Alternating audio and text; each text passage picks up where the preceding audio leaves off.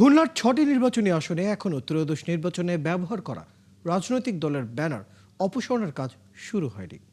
প্রার্থীরা জানিয়েছেন বিজয়ের পর তারা শপথের জন্য রাজধানীতে অবস্থান করছেন। খুলনায় ফিরে নেতাকর্মীদের নিয়ে ব্যানার অপসারণের কাজ শুরু করবেন। যেসব প্রার্থী নির্বাচনে পরাজিত হয়েছেন তাদের মধ্যে একাধিক প্রার্থী জানিয়েছেন দ্রুত সকল ব্যানার অপসারণের কাজ শুরু করবেন।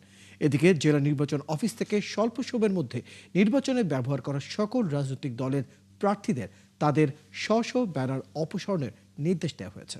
দর্শক, এই বিষয়ে বিস্তারিত জানবো, সহকর্মী রাজু হালদার যুক্ত হচ্ছেন। রাজু হালদার, নগরীর সব পোস্টার কবে নাগাদ সরানো হবে, বিস্তারিত জানাবেন। জি, ধন্যবাদ রয়েল আপনাকে। নির্বাচনের 3 দিন অতিবাহিত হলেও নগরীর অলিতে গলিতে বাজারঘাটে এখনও রয়েছে নির্বাচনী প্রচার সামগ্রী, ব্যানার এবং ফেস্টুন। এবং আপনারা দেখছেন যে নগরীর বিভিন্ন এলাকায় এখনও পর্যন্ত খুলনায় সকল স্থানে ব্যানার এবং ফেস্টুন রয়েছে। যে ফেস্টুন নির্বাচনের ফল প্রকাশের 48 ঘন্টার মধ্যেই সরিয়ে ফেলার নির্দেশ দিয়েছেন নির্বাচন কমিশন। হোয়াইট প্লাস প্রো সেনসিটিভ স্কয়ারে মাঠের বাইরেও তো আমরা এভাবে দেশপ্রেম দেখাতে পারি। কিন্তু এখনও পর্যন্ত খুলনায় নেতাকর্মীরা সরাননি ফেস্টুন এবং ব্যানারগুলি।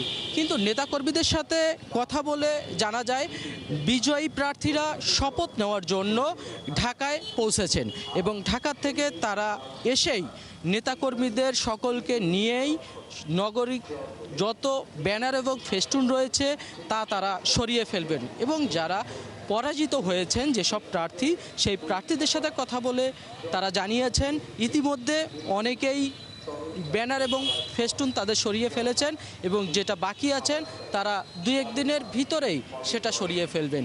খুলনা যে নির্বাচন অফিস প্রত্যেকটি প্রার্থীকে বারবার এই ফেস্টুন এবং ব্যানার সরানোর কথা বললেও নির্দেশ দিচ্ছেন এবং তারা বলছেন এবং প্রার্থীরা বলছেন সরিয়ে ফেলবেন। তো রয়্যাল, এই ছিল খুলনার সর্বশেষ ব্যানার এবং ফেস্টুন সরানোর তথ্য। ধন্যবাদ রাজু। দর্শক, আমাদের সাথে আমাদের সহকর্মী রাজু হালদার যুক্ত ছিলেন।